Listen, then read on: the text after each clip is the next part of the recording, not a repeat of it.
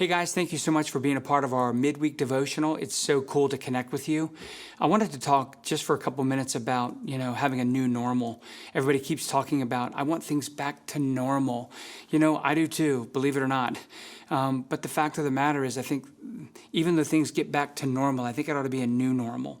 And basically what I mean by that is, we're good forgetters. We're learning a lot of pretty valuable lessons through the crisis that God is allowing us to go through. And I just think it's easy to forget those lessons. The only reason we're going to get through this crisis is because the God of the universe is going to get us through, period. He's the one. And honestly, he ought to get all the credit and all the glory and all the praise for it. The crazy thing about it is, I think once things get back to normal, we may forget all about the fact that he delivers us from it. Same thing happened in the Old Testament.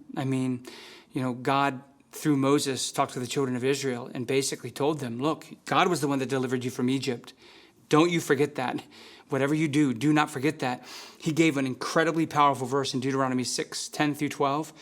He basically said, the Lord your God's going to bring you into the land that he promised to give you.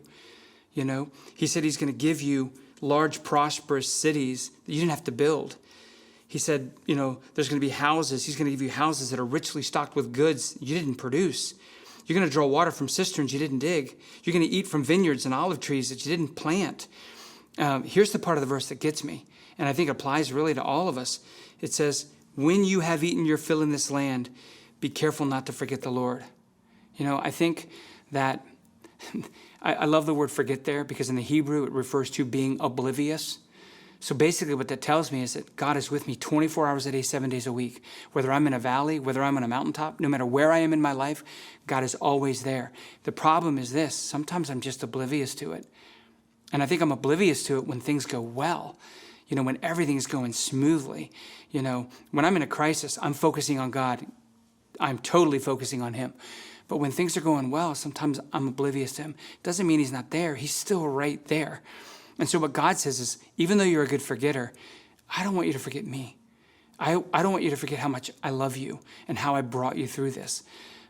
There's other things I think we need to focus on too. I think we need to continue to be thankful for the little things. During the crisis, people are thankful for things like toilet paper. We've seen it. We've been passing it out. We've gotten email after email from people that said, thank you so much for the toilet paper. When would anybody say that?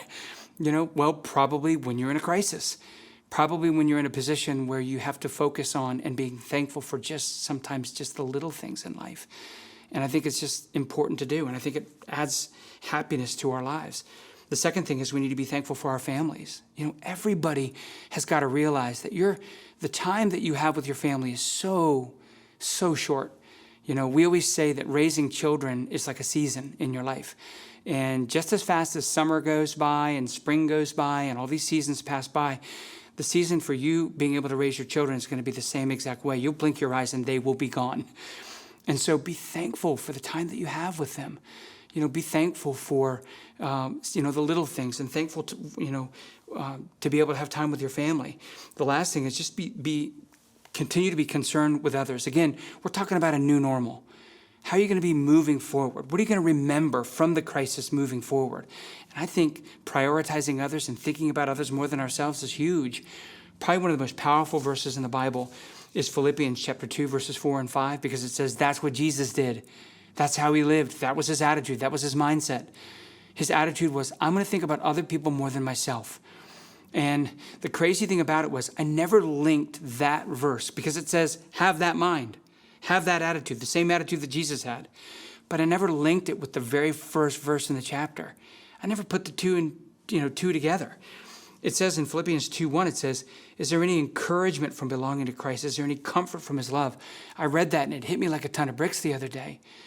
Because what I felt was, it just makes sense that I'm going to have encouragement because I'm connected to Jesus. Why? Because Jesus thinks about me more than he thinks about himself. It just makes sense that I'm going to have comfort being connected to Jesus. Why? Because Jesus thinks about me more than he thinks about himself. And when the Bible says I'm supposed to have that attitude, I'm supposed to have that mind, moving forward, my new normal, I want people that connect with me to be encouraged because I think about them.